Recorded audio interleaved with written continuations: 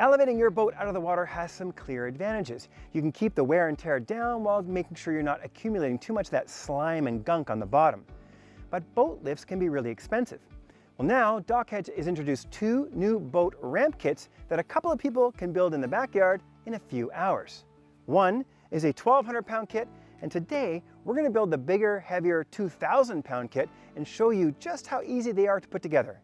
And the great thing is all you have to source outside the kit is the lumber, and that's pretty easy. It's 2 16-foot 2x8s, 2 8-foot 2x6s, and 1 10-foot 2x4. That is all the lumber you need to build this ramp. First, you need to determine the ramp width by taking a measurement of the location of the ideal position of the wheels under the hull. This will be your cross strut's dimension. Remember, for V-shaped hulls, the greater the distance between the wheels, the lower the boat will be.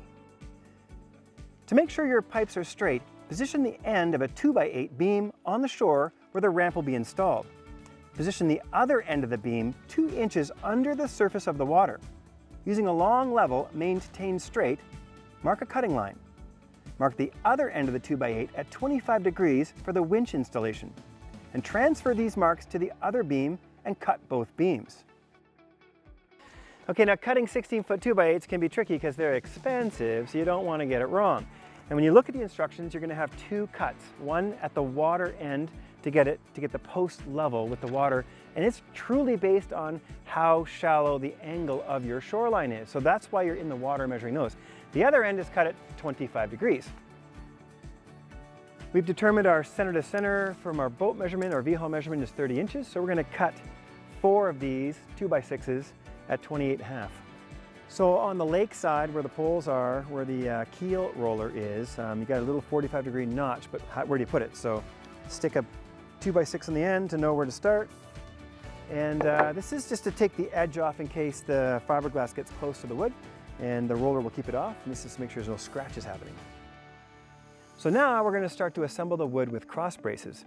In a 2,000-pound setup, you only need 3 cross braces. If you want to go 2,500 pounds, you could add a 4th cross brace. We're going to use 3, and the diagram gives us measurements at 48 inches, 96 inches, and 144 inches. We're going to add a cross brace. So first we're going to measure, and we're going to measure off the top. Now, while Dock Edge provides these really strong metal kits to bolt everything together, they also provide a bunch of deck screws to pre-assemble the whole thing before you bolt it together, because these require drilling holes and we don't want too many holes in the wrong spot. So we're going to kind of pre-assemble it first with some deck screws.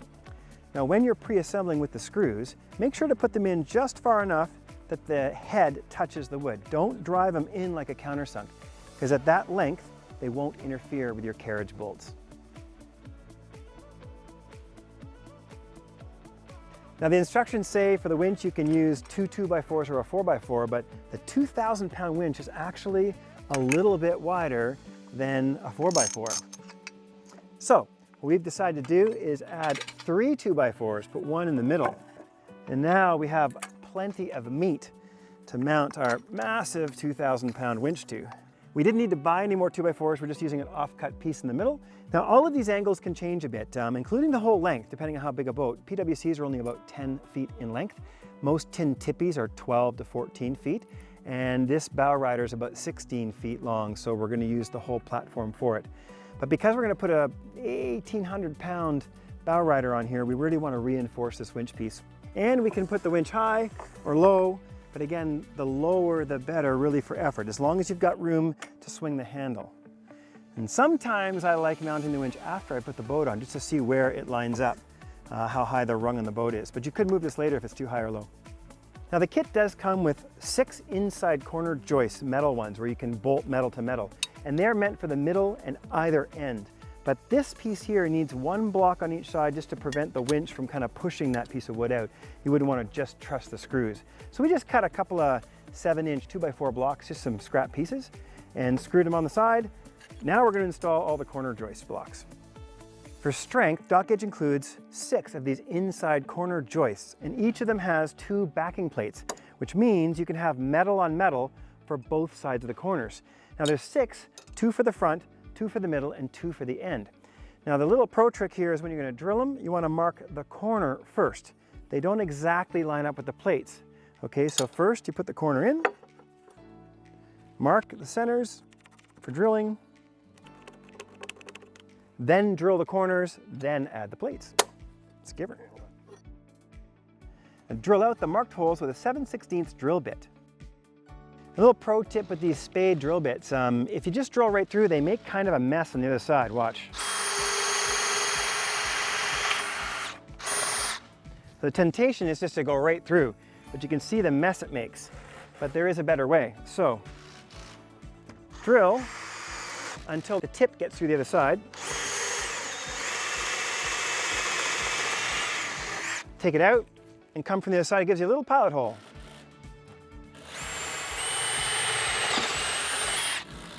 Much cleaner. Note the hardware locations according to the image at the bottom of the instruction sheet. Install the hardware components with the 3/8 by 2.5-inch bolt, nut, and lock washer combination. We're going to put on the last piece of the back is the transom roller. But it's once you assemble it, it's a little loosey-goosey. So what we're going to do is, we've got center marked on the board. We're just going to put it up.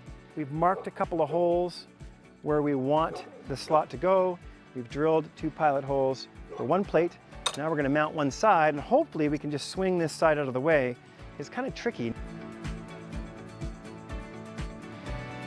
Assemble the wheels as shown in the instructions with the flat washers and the pins.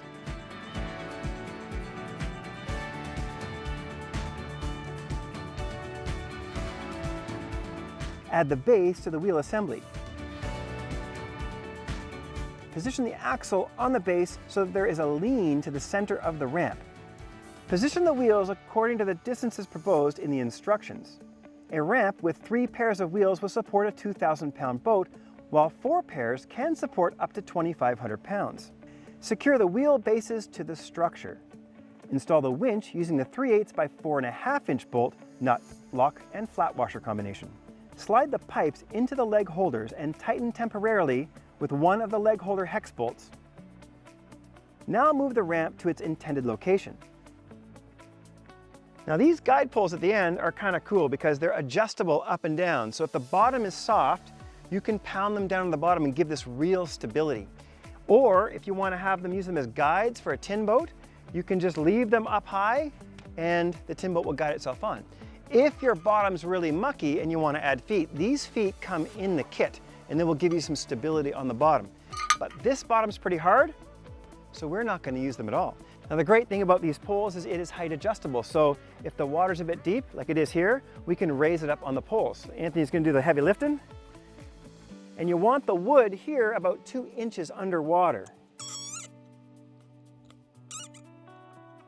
And of course you can adjust this to any height you want depending on how deep a V your boat has. And we can see here that the keel wheel is just touching the surface of the water. And that'll make sure the transom of the boat is completely out of the water. So let's try the tin tippy first and see how it goes. Now it's important to remember, don't drive the boat on the ramp. You don't want it inside the cottage. And you'll notice these wheels, they'll self-align to the bottom of your boat. Now if it gets too heavy, that's what the winch is for. But you can see already how easy it is to load a boat.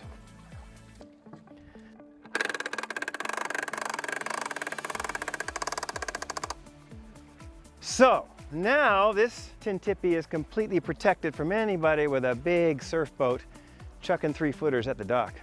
And that is an 800-pound wave runner on the same lift with the same spec as the tin tippy. Now of course, if you're going to build this just for the wave runner, you would probably shorten the legs from 16 to 12 feet. You might not even need 4 wheels, and you probably move it so that the single P protecting the bumper was underneath the wave runner. And what I really like is, since the rear legs are adjustable, you can decide how high out of the water you want to have your watercraft. People are buying bigger and bigger surf boats and throwing larger and larger wash and waves at people's docks. This is one amazing way just to get those vehicles out of the water and away from those crashy waves. Now we're going to try an even heavier bow rider.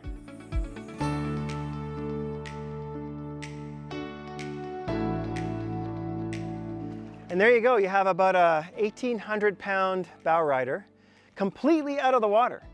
So no longer do we have to shake our fists at those wakeboarders going by every day. We can just let our boat sit here and not worry about it. I mean, think about all the wear and tear on the boat. That's just amazing. And even if your lake is calm and there aren't any wakeboard boats on the lake, having your boat out of the water, as we said earlier, has some great benefits. And one of them is just keeping the hull clean. So when the boat's in the water, this is what you get. But once it's out of the water, you'll never get that scum line again. So many benefits just to getting your boat out of the water, and now you can do it for a lot less than a boat lift.